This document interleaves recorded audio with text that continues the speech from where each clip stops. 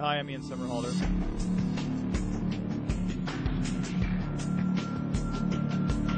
There is definitely a possibility of that. I think that there's a place for Damon to become good and somewhat moral, and maybe a place for Stefan to do something that he's not proud of again. Mythologies were kind of meant to change. I mean, there's something really cool about a mythology being able to change, having creative license to change a mythology to adapt to modern time. And I think what's great about the old classic Draculas was that in a different time, in a different period of filmmaking, it made a lot more sense. In this time and era, I mean, we as an audience now,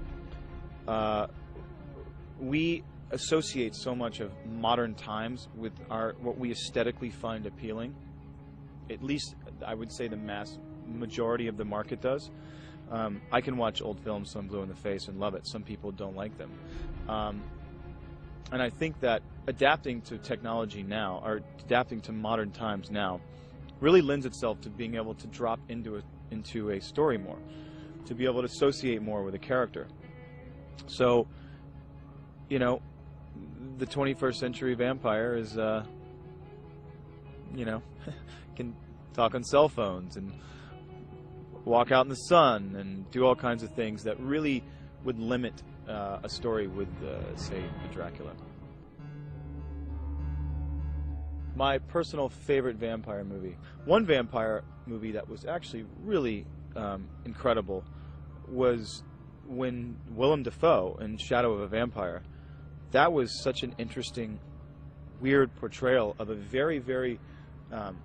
it wasn't this highly stylized, romanticized version of a vampire. I mean, you know, someone who's essentially dead and eats people and can't go in the light. And instead he lived in this almost dungeon of a place and had a very strange relationship with another human being, and was a very sad character, you know, very complex and odd character.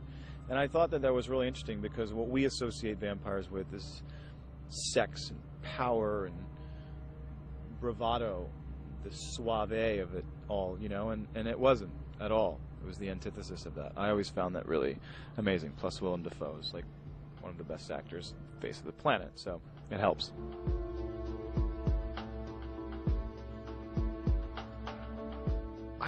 Yeah, I was a bad boy growing up, but I was the bad boy whom was in disguise because I was the favorite of all the moms.